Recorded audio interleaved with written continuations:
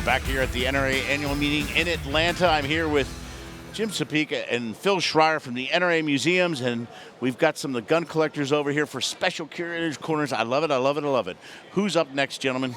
We've got Martin Ivey with the Dallas Arms Collectors Association, and they brought one of the most popular displays this year. Wonder why. Well, this was certainly at the center of it. Let me tell you, before we came up to record these, Dana Lash was up here doing a show, and the buzz was going around because you were walking around with that here, and it was like, what is that guy? Who is that guy, and what's he doing? So we know who you are, Martin. What is it? What we have here is a RPG-7 grenade launcher.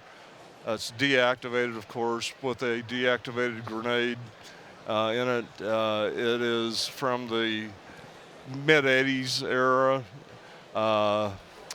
This one actually came to us via the Israelis, as did many of the weapons that were used in Afghanistan.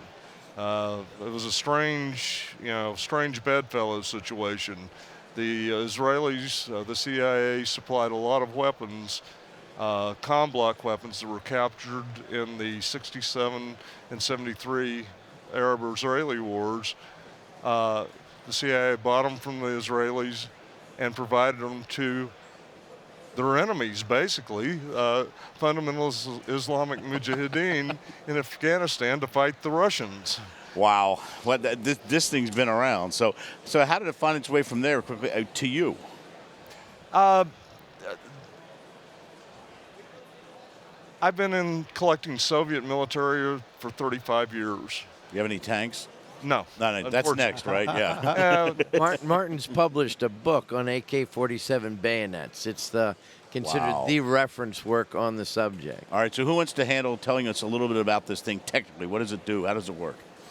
It's basically a rocket-assisted shaped charge grenade. It's an anti-tank weapon. The Mujahideen actually also use them to shoot down helicopters, which is a neat trick. Well, that's got to be a good shot to do that. Yeah, it has an expulsion charge it fires very similar to a regular firearm. It has a hammer, trigger, strikes a firing pin, explodes a primer, sets off a charge that is wrapped around a tailfin assembly, expulses the grenade from the launcher tube.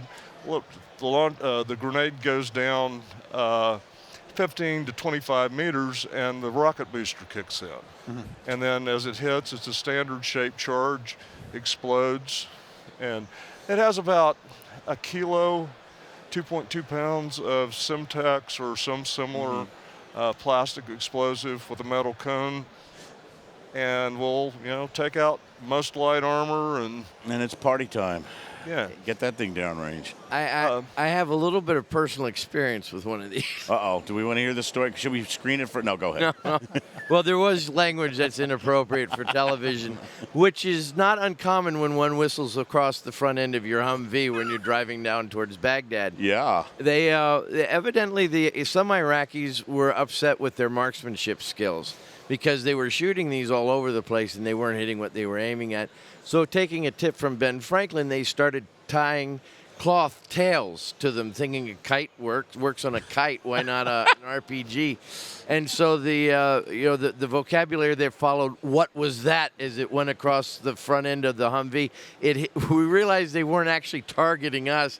They aimed for the oil pipeline that was about 100 yards past us. We just happened to be in the way when they fired it off. They actually hit the oil pipeline. But the ones we saw in Iraq, actually right here, Martin, these numbers, this says 1978, does it? Where was this one made, do you know? This is, it has a double circle 10 stamp on it, which means it's a Bulgarian. The ones in Iraq actually say "Made in Baghdad," written in English. Wow! Right at this point on the trigger guard. That's beautiful. So cool. I think every country in the world has made an RPG at one point. The U.S. makes an RPG. I don't know if you guys know that. Did not know that. Well, we're almost out of time here, so thank you so much, Martin, for sharing. And wow, that's some impressive thing. Thanks for here. having me.